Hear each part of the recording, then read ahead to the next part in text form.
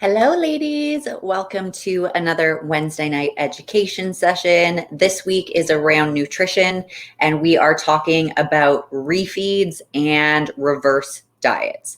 So these are tools that we as coaches implement with your programming to help get you to where you want to be. Before I get into the science of this, I just want to make sure again that the audio is okay. So if you guys are watching on Crowdcast, if you can let me know, please. And then I'm going to just jump over to Facebook to make sure it is streaming there. Perfect. All righty. Are we live here yet? I'll give it another second. So before I get into reverse diets and refeeds, the first thing I want you to understand is your resting metabolic rate. So this is going to be different for every single person. It varies based on your age, your sex, your height, your weight, your amount of muscle mass compared to body fat, the amount of energy that you expended the previous day as well plays into your resting metabolic rate, as well as your digestive health. So if you're eating things that you negatively react to, your resting metabolic rate will be lower than if your digestive system and internal body was happier. But we will get into that in 2 weeks from now. That's when I'm going to go into digestive health.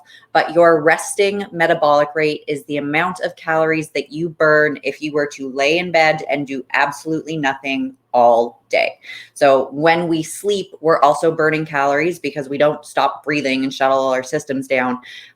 So your sleep plays into account. And then whenever you would wake up, and if you laid in bed, didn't get up whatsoever, and did a whole lot of nothing.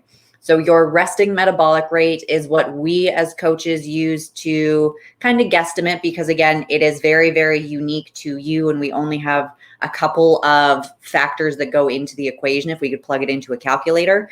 But we do our very best to figure out what your resting metabolic rate is and then factor in the energy expenditure from your job. Are you a mom? Are you a shift worker? Are you a nurse or a paramedic that's on your feet all day? When we're looking at exercise, how hard are you training? How long is your training session? Your cardio, what's that duration? So we add cardio to get you into a calorie deficit or burn more calories and add on to the amount of calories that you're burning in a day.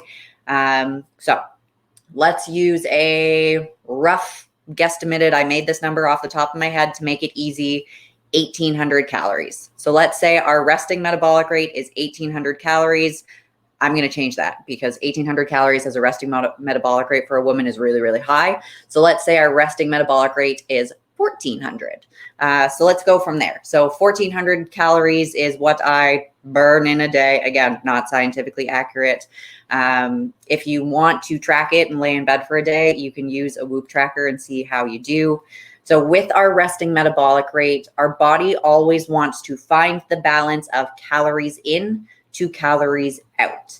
And when you are feeding it less or feeding it more, the body always wants to find the balance of calories in, calories out. This is known as homeostasis. So your body does not want to let go of fat. Your body wants to be as lazy and efficient as possible and do the least amount of work, because now if we're burning more calories than we're eating, okay, now we have to do extra work to store this as fat. Or if we're burning more calories than we're consuming and we're in a calorie deficit, okay, now we have to do more work to burn fat to use it for fuel. Your body doesn't want to do more work. It's built to survive. And in your body's biological programming, not doing extra stuff is how it stays alive the longest. So with that in mind, let's go into refeeds first. So I'm going to cover the reverse diet after, but when we are talking about refeeds, this is when you are in a dieting phase. So either you're doing more cardio, your calories are a little bit lower. So let's say we have you eating 1,600 calories, you're resistance training 5 days a week, you're doing 5 to 6 days of cardio. So with you eating 1,600 calories and you're burning, we're assuming, yes, you have your resting metabolic rate of 1,400. And then we're adding on the resistance training. We're adding on the fact that you're getting up, you're walking around, you're grocery shopping, you're cleaning your house. You might be walking to and from your job, or walking your dog, whatever it is. So now your resting metabolic rate plus your energy expenditure, your NEAT, non-exercise activity thermogenesis, and your energy expenditure, so your training and your cardio, has brought you up to a point where you're burning 18 or 1900 calories in a day. So if we say 1900 and 1600 consumed, you're now in a 300 calorie deficit per day. And as this gets lower and lower, again, your body doesn't want to be in a calorie deficit. It says, no, this is not okay. We want to find that homeostasis. So over time, if you are chronically in a calorie deficit, chronically, I would say is anything longer than like 12 weeks or so. 8 weeks isn't as bad, but I would still recommend that if you're in a dieting phase that we implement refeeds depending on your progress, your psychological state. So I'll get into that as well. So when we are dieting down, especially when carbs start to drop. So if you're someone that's tracking your macros specifically, if your carbs are below about 120 grams, if you remember back and you watched my resistance training video, our muscles have these gas tanks. And in these gas tanks, they're filled with glycogen, which is broken down carbohydrates, which are now stored as glucose, broken down carbohydrates get converted into glucose, which is a simple sugar that then gets stored as glycogen in your muscles. So you have your glycogen muscle gas tank, and it should be 100% full. But if you're not consuming sufficient carbohydrates in a day and you are doing a lot of training, you're doing a lot of cardio, you're depleting those gas tanks, and then you're refilling them, you're not refilling them 100% because quite simply, you just don't have enough carbohydrates for that. So it's about this full.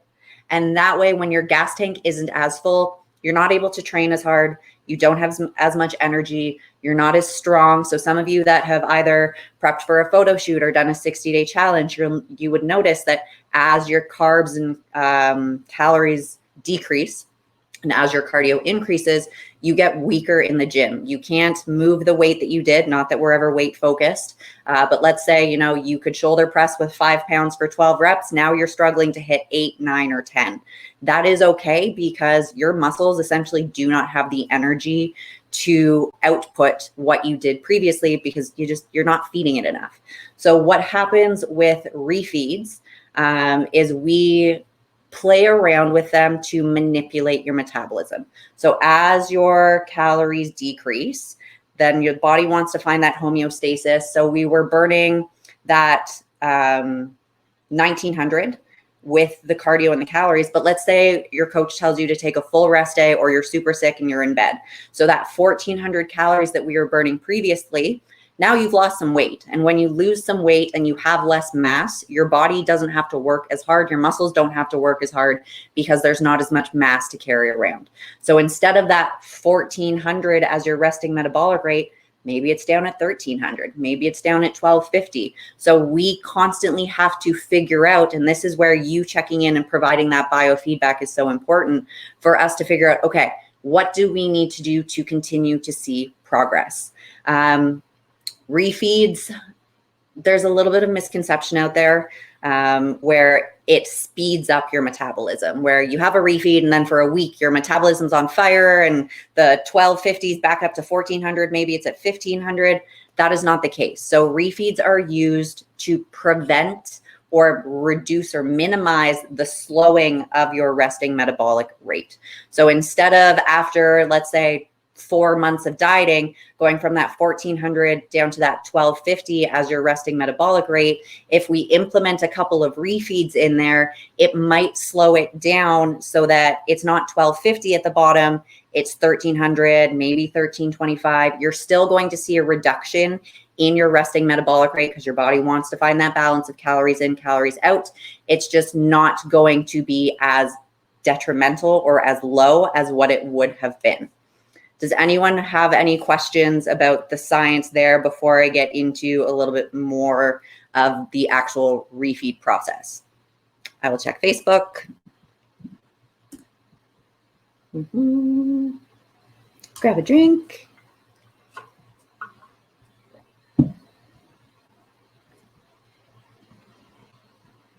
Nope. Okay. I think we are good. So, what do I have here? So refeeds help you retain more lean body mass as well when you are decreasing your calories. So instead of us losing more weight from muscle, we're losing more weight from fat. And again, this comes into the energy gas tanks in your muscles of decrease, decrease, decrease. Now it's increasing the amount of glycogen stored in your muscles, and that is going to help you train harder and preserve that muscle mass, because when your muscle gas tank is empty for a prolonged period of time, your body goes, hey, we don't have the energy to fill up this much of our muscle mass. Let's shrink our gas tank size a little bit, break down some muscle so that we can efficiently produce a full gas tank, or at least a fuller gas tank. So it helps minimize the amount of muscle mass we lose when losing weight. You are, unfortunately, no matter how hard you train, no matter how much protein you eat, you will be losing some muscle mass when you lose weight. So if you lose 10 pounds, unfortunately, it's not 10 pounds of fat.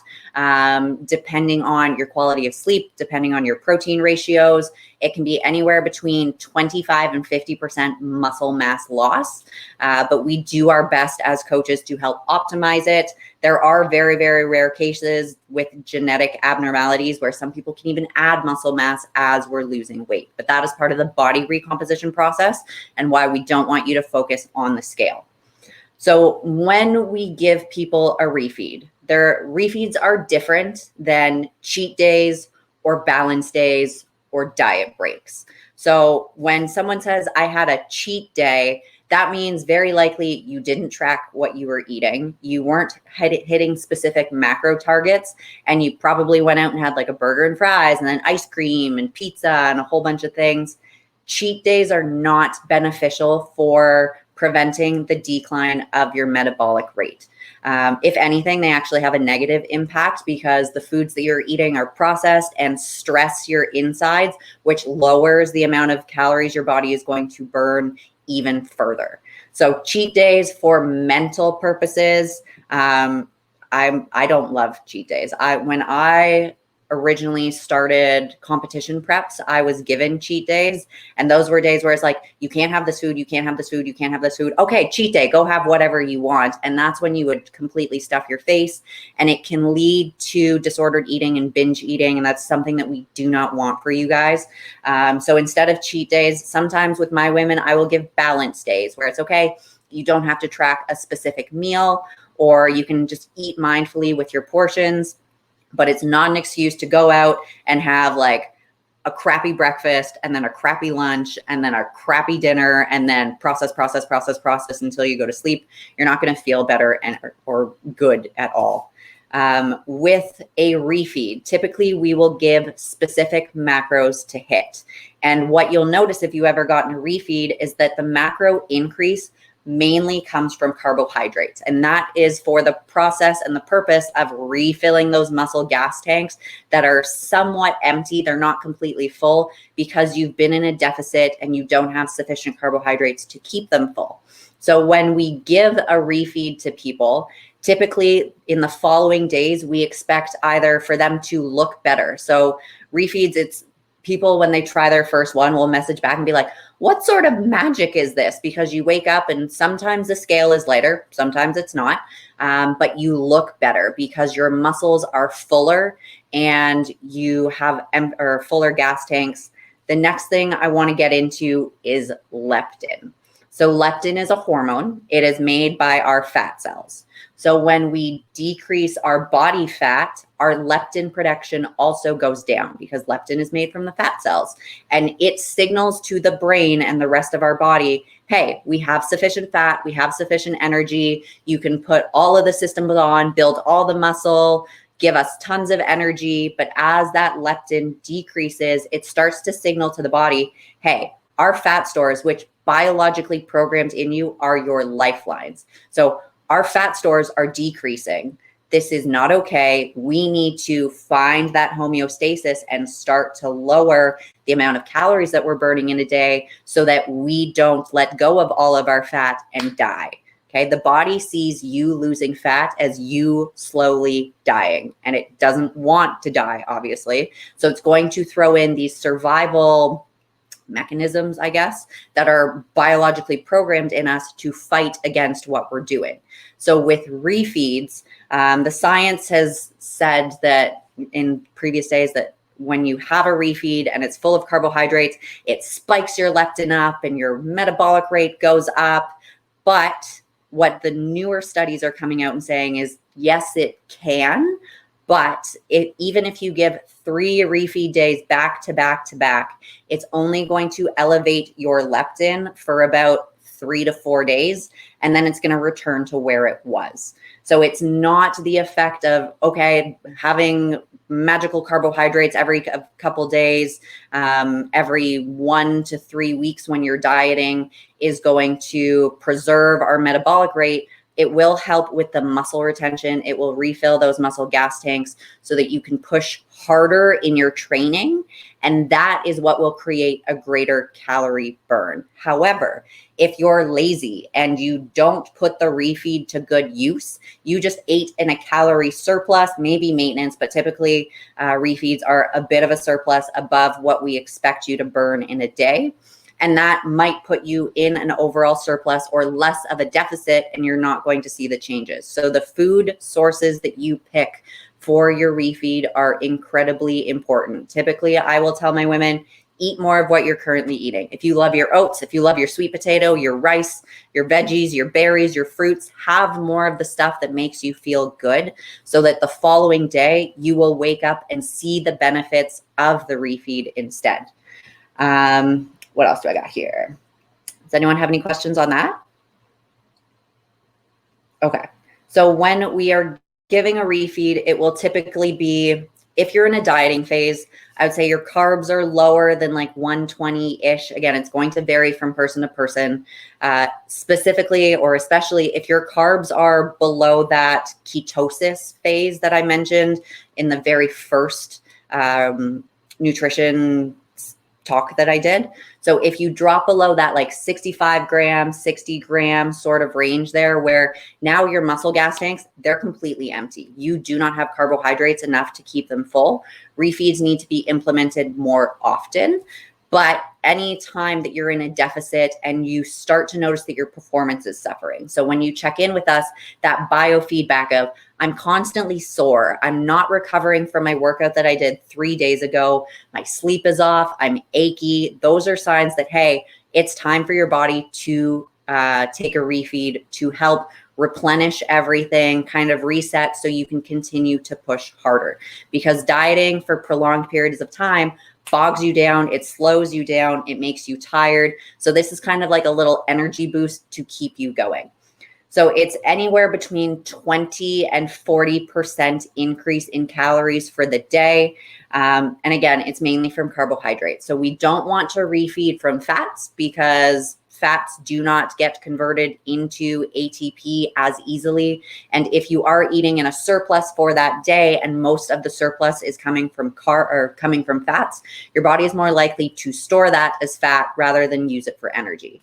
And then protein is important for keeping your muscles full. But again, it's not going to help with refilling those muscle gas tanks and giving you that glycogen refillment that the carbohydrates does. With refeeds, we can implement them as a 1-day thing or a 2-day thing, a 3-day thing, sometimes even 4 days of higher carbs, and then 3 days back at maintenance every 1 to 4 weeks. But you guys don't really have to worry about that too much. That is what we are here for. As I mentioned, it's not going to fix or increase your metabolic rate, but it is going to minimize the decline of your resting metabolic rate as we diet over time, so that when we are at the bottom, it's not going to be super, super low. And then we have to do a whole bunch of recovery through the reverse diet, which I will touch on in a little bit. From a psychological standpoint as well, refeeds can be a bit of a break for people, being like, oh my God, I'm so hungry all the time. Today is the day that I get to eat a whole bunch of food, and you can look forward to it. And it makes the rest of the dieting a little bit easier from a mental standpoint.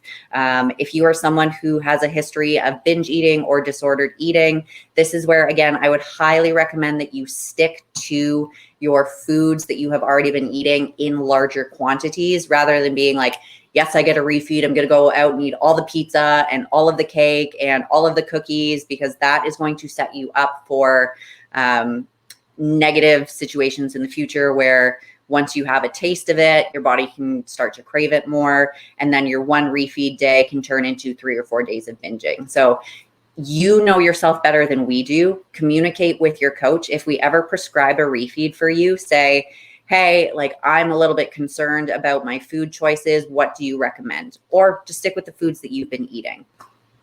So that's the difference between a cheat day, which is don't do it. You're setting yourself up for failure.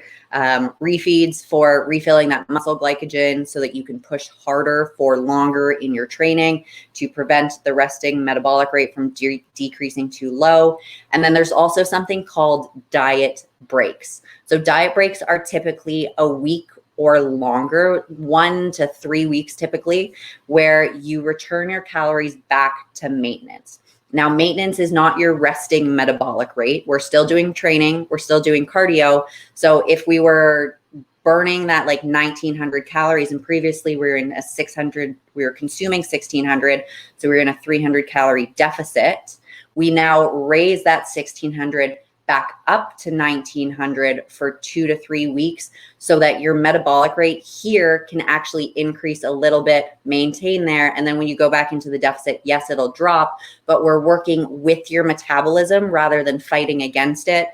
This works really well for people if you're going on vacation, for example, or if you want a long-term goal. So if you have a goal of like, I want to lose 30 pounds by the end of the year. Okay, well, pushing, it's going to get to a point where you hit a wall and your body's like, we don't want to do this anymore. And that's, again, your body trying to find that calories in, calories out balance of homeostasis. And it's going to lower your metabolic rate a ton until you feel like you're spinning your wheels. And that's where a lot of women come to us when they start is, you know, I've been dieting for so long. I'm not seeing any changes. I don't know what's going on. It's because your body has adapted to protect the amount of fat that is on your body because your fat is your lifeline. If you are unable to eat sufficient food, your body honestly thinks it's starving. You've heard of starvation mode before. It's not the technical term for it, but it is a really good analogy that your body's like, this is all that we have for energy. Yes, some energy comes in, but we need to hold on to this. And anytime we get more calories than we normally do, see, you barely eat Monday to Thursday, and then Friday, Saturday, Sunday, you go out and eat like garbage. That food is going to be stored as fat because your body's like, okay, we're starving. Oh my God, we got a whole bunch of food. Store it. We don't know when we're going to get it again. Starving. Oh my God, we got more food. Store it as fat. And that's where the calories in, calories out for the week, you're probably eating in a surplus, even though the majority of the weekdays you don't eat a lot. So this is why we often recommend eating consistently throughout the week. Some high calorie days and low calorie days are beneficial. If you watched my video last week on different nutritional approaches beyond macro tracking, I did mention that you can do like the 5 days of slightly lower calories and then the 2 days at maintenance where it balances out to still be in a weekly deficit, but have that conversation with your coach. Diet breaks are helpful. I like doing them when I am in a long-term fat loss phase because it gives me a week where I have more energy and I can consume more foods. So I personally love French fries and sweet potato fries. So on my diet break weeks, I'm not going out and eating like an asshole, but I can incorporate the sweet potato fries that I make at home that I toss in the air fryer. I can have some more popcorn. I can have some more fruit, the things that I look forward to. And then it sets me up for a really good spot to get back into the calorie deficit moving forward. So I hope that makes sense. That is the science of diet breaks and refeeds and not so much cheat days. If you guys have any questions, you are welcome to ask them. Great. Thanks, Annette. Enjoy your evening. Happy running. So moving on to the reverse diet. So our goal when we zoom out to the long picture of what do we want to do with metabolism to improve body recomposition is start you off here. So let's say this is you're consuming 1,600 calories. Bring you down into a diet, hit your bottom set point, whatever that is. I would say like no more than or no less than 1,300 calories.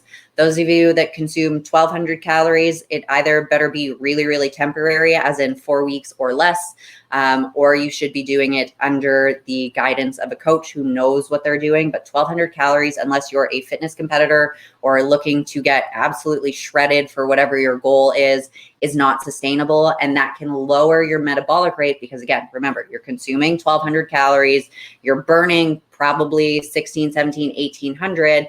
So it's going to decrease and decrease and decrease. So then you have to work harder and eat less food to see changes, but your body's still like, nope, we're going to hold on to this fat. So we want to bring you down. And then we do something called the reverse diet, where we increase your calories again, but hopefully as we go down and come back up, we can increase it to a higher point. So if you were eating your 1,600 calories before, weighing 140 pounds, and then we brought you down, now you weigh 135 pounds and we're bringing you back up. So with a reverse diet, you will very likely gain body fat, just a little bit, not as much. The body recomposition of muscle to fat will also be different. So let's say you're a 140 here, 135, now you're back up here at 140, but you're eating 300, 400, 500 more calories per day. We are working with your metabolism to build it up so that the next dieting phase that we do, we only have to bring it down to 1,500 instead of 1,300.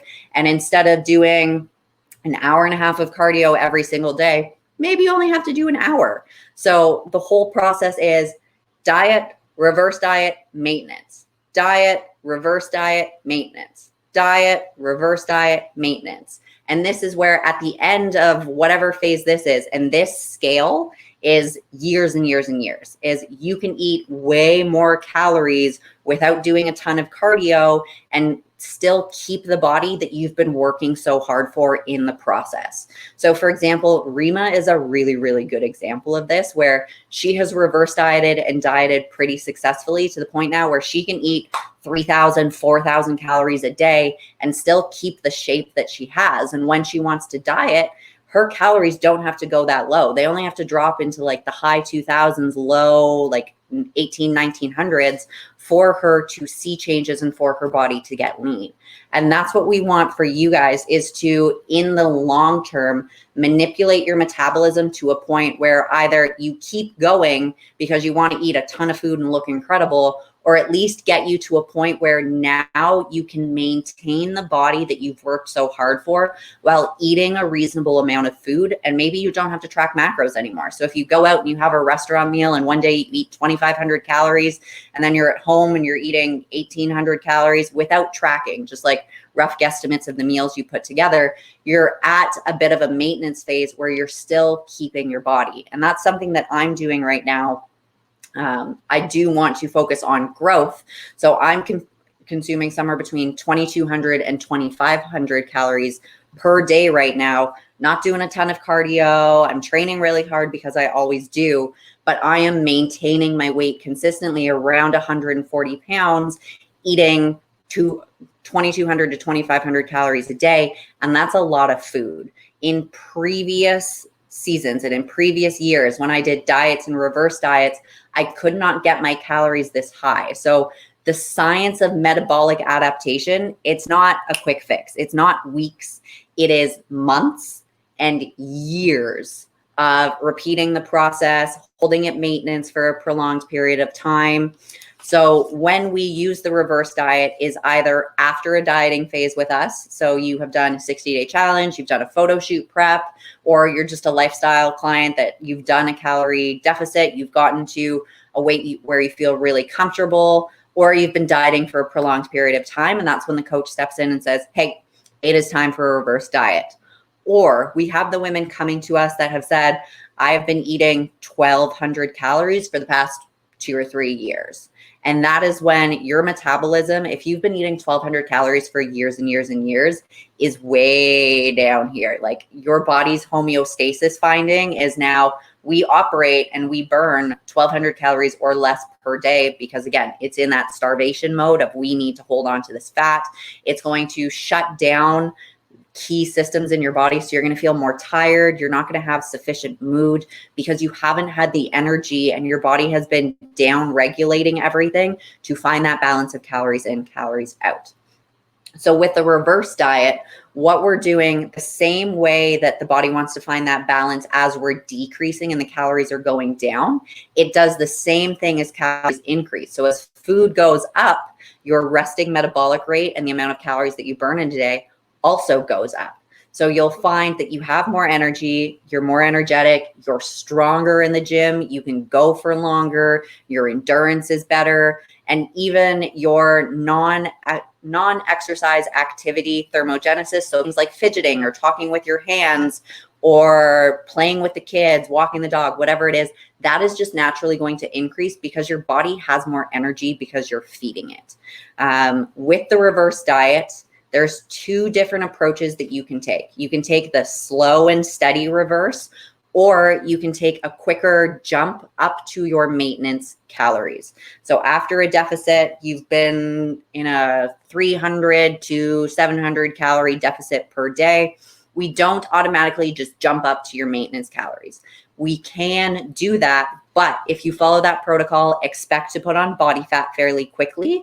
And then once you've hit that set point and then continue at your maintenance, you're not going to keep putting on body fat. But if you do it at a slower rate, where every single week it's a slight increase, for the first couple of weeks, you'll probably notice that you get leaner as the calories are increasing because you're still in a calorie deficit.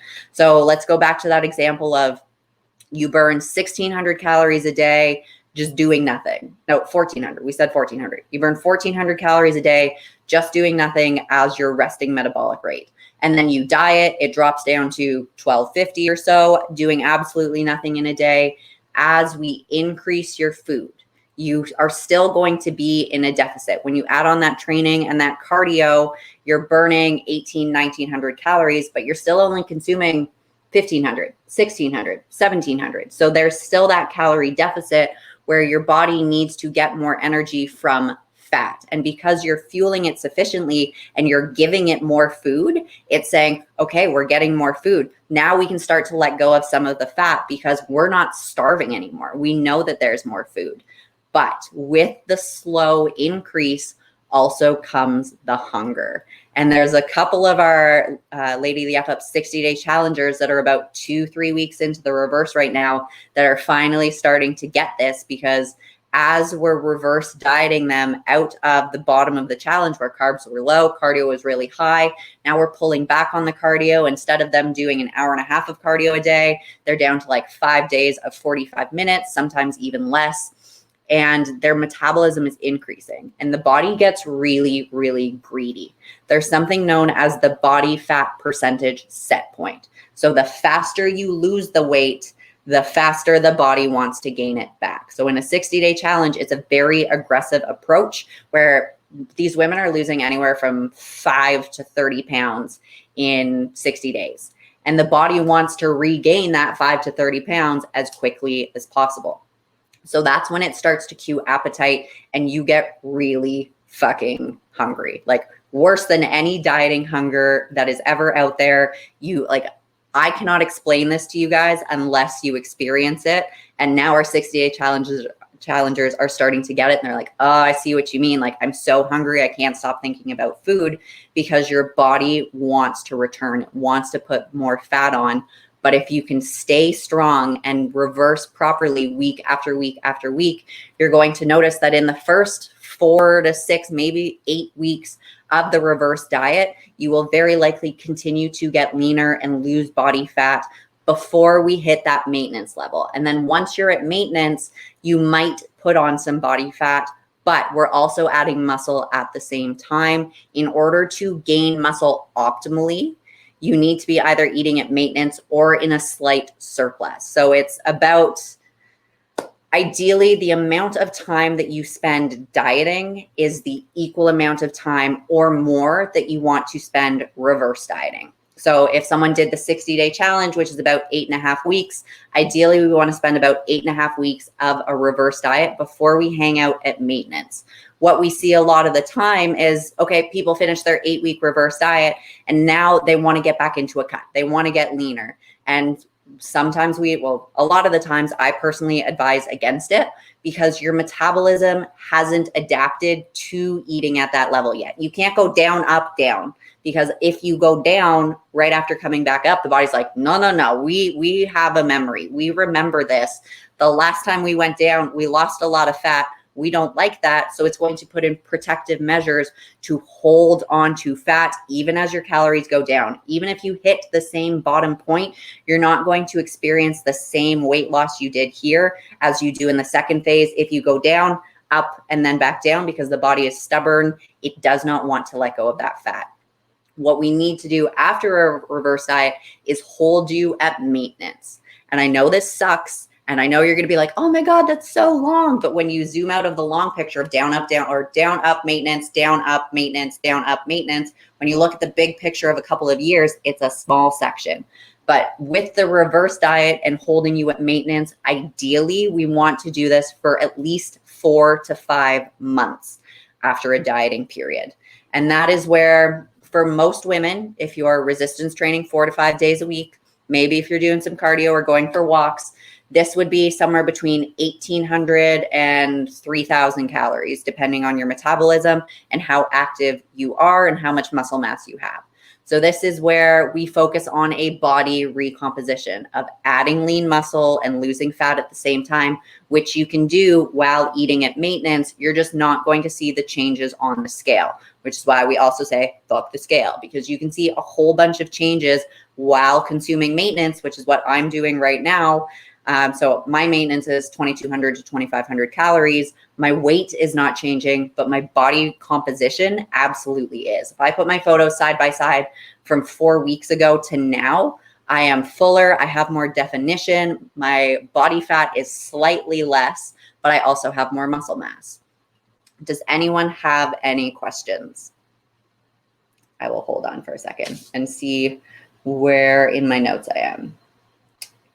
Yes. So if you are also someone who was I perpetually eat 2,200 calories and then you come to us, you want to be reverse dieting and holding at maintenance, ideally for about at least a year. Otherwise, your metabolic rate is not going to get to the point where it could. So you would go, you start down here actually and go reverse diet, maintenance, and then a cut. But if you go reverse diet, maintenance, and then try to cut again, it might be too soon and your body's like, nope, we're still going to hold on to this fat. We are not okay with this. We still remember from the past 5 years that we were in a deficit and it's not okay. So this is where we come in as coaches to learn your metabolism, figure out when it's time to push, when it's time to pull, and sometimes just when it's time to coast. And I know it's not exciting when you check in with your coach and they're like, no changes this week, keep everything the same. And sometimes for my clients, this is the same for like 4, 5, 6, 7 weeks. Because what we're doing is working. And if it's not broken, there's no need to fix it. Staying at maintenance calories and training your butt off can seem kind of boring. But again, when you zoom out of the long picture, you have to realize you need to do it to get from here to up here. Because like, guys, imagine eating 2,500, 3,000 calories, 4,000 calories like Rima can, and keeping the body that you have worked so hard for, a body that looks 10 times better than it did when you started here. So it's about trusting the process, having a lot of patience.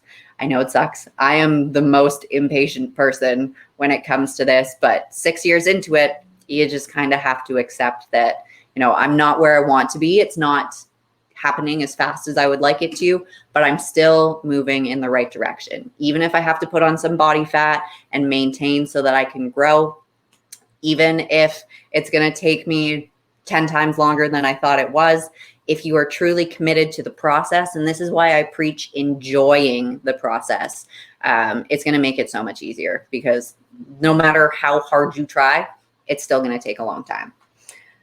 What else do I have on here? Oh yeah. So I mentioned like the faster that you reverse, the faster you are going to gain weight. But for some people, and this is specifically my disordered eating bingers out there, if you are reversing, and let's say the bottom of your diet was 1,400 calories, and then the next week we bump it up to 1,500 calories, and then the next week we bump it up to 1,600 calories. But that 15 and 1,600 calories with the extreme hunger cues that you're getting is causing you to binge 2, 3, 4, 5 days a week. That is no longer a reverse diet. That is what I like to see, or I like to call a bulk. So bulking is how much weight can we put on fast every single week? That's more of a bro, like guys sort of thing. Women don't typically bulk. We slow reverse diet. But if you're at that 1,500 and 1,600 calorie range and you're really good for 2 days, but then that hunger kicks in, and you're like, shit, I can't control this. And then you eat everything in your cupboard.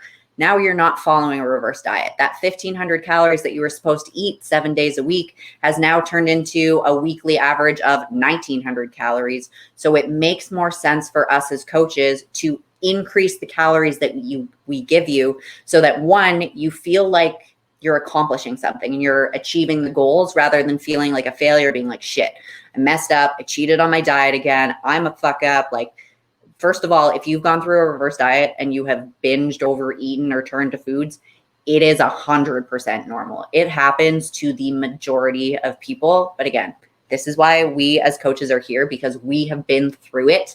I have beaten myself up. I avoided my coaches for weeks when I did my first reverse diet and just completely fell off track. I gained 30 pounds in 4 weeks because all I ate was Oreos and cookies and pizza. Like, I would drive to Dollarama. I would buy $20 of candy and eat it in my car before I got home so no one saw me. And that is the type of hunger that can truly hit you in a reverse diet. If you're that type of person that's like, I cannot control this, it is going to be a much safer and healthier approach to get you to maintenance quicker. You just need to be okay with putting on the weight a little bit quicker. But if you're eating the 1,600 calories and then binging, you're going to put on the weight anyways, because you're not following the reverse diet protocol.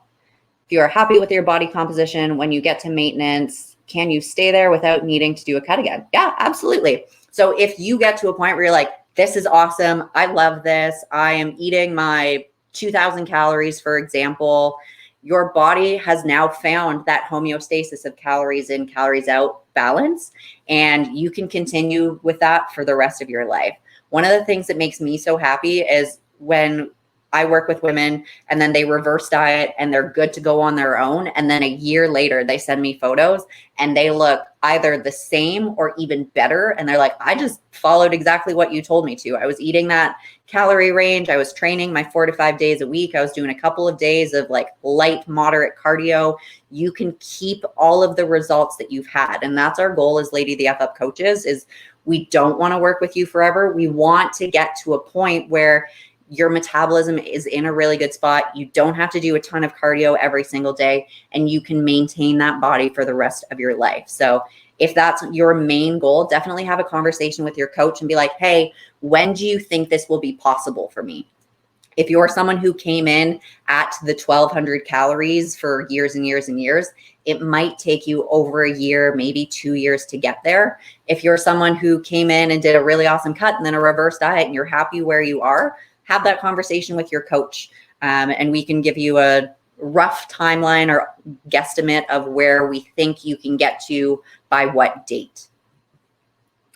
What else do I have on here? Spend same amount reversing, bulking versus reverse diets, binging on reversing. Right.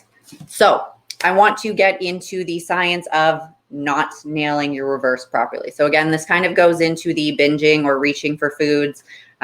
This is something that we warn our 60-day challengers about, because after such an intense dieting phase, your body does want to put on that fat really, really quickly. So as we diet, as I mentioned, it's normal to lose some amount of muscle mass. Now, when we increase our calories again and our body wants to put on that fat, if you consume too many calories too quickly, that muscle mass that you lost, it's gone. But the fat mass that you lost, and now you have consumed these extra calories, it's going to be converted to fat. So your body composition can be even worse if you don't follow the reverse diet properly. This happened to me after my first show when I gained that 30 pounds in 4 months, or no, 4 weeks.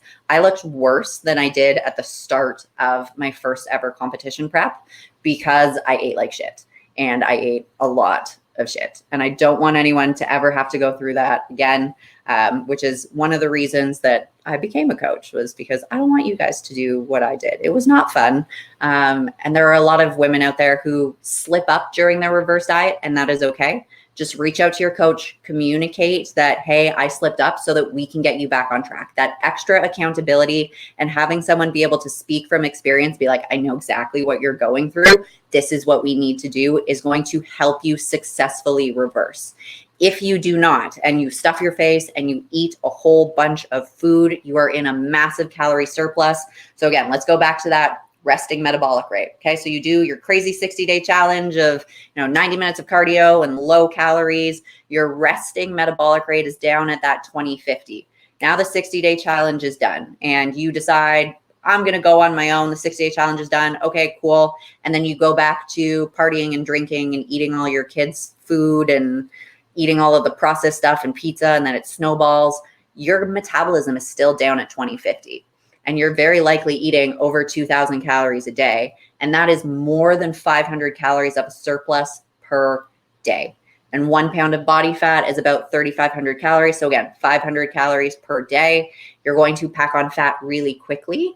And what I want you guys to realize about body fat and fat cells is that even when we lean out, even when we lose fat, our fat cells never go away. They just shrink. They get smaller.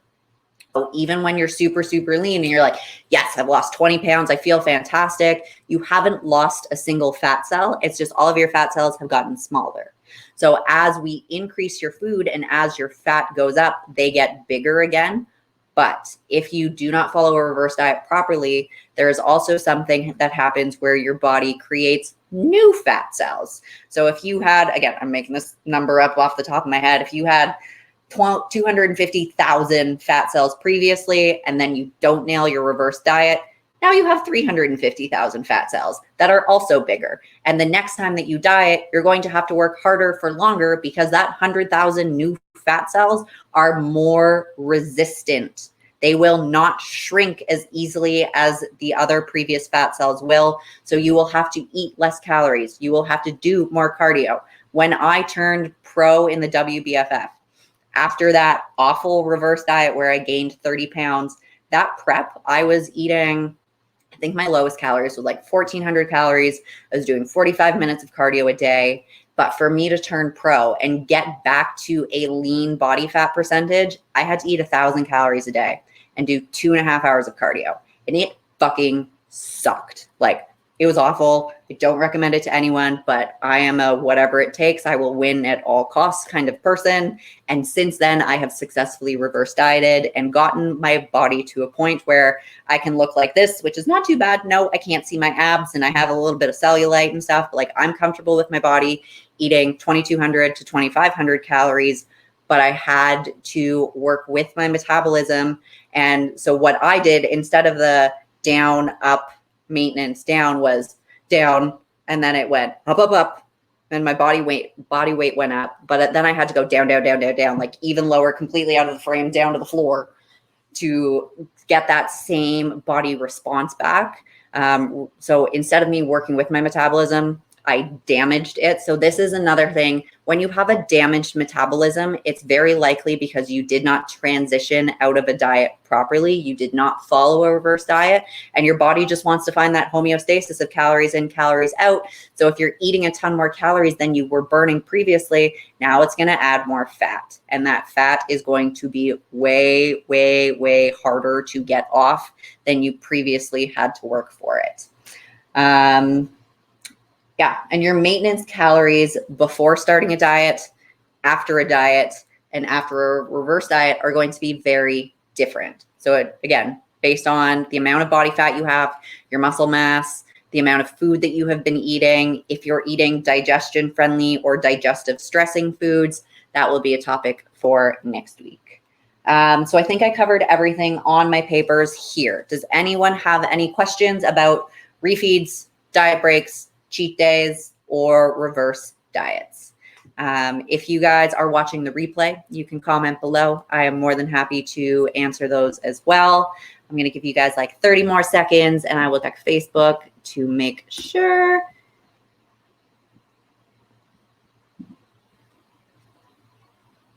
Awesome. Okay, so I'm going to end it here. Next week, we are going to go back to the movement and resistance training sections, and I'm going to do a lower body warm up and mobility session. It'll be like, I'll break down the specific moves. You guys can do it with me. This is my personal lower body mobility thing that I do before every training session because my muscles are so tight that if I don't release them and stretch them out before I go into my training, I'm not able to activate or contract them as optimally as I would previously. So tune in next week. We will do some active lower body mobility stuff. And I hope you guys learned a lot this week. Have a lovely evening. And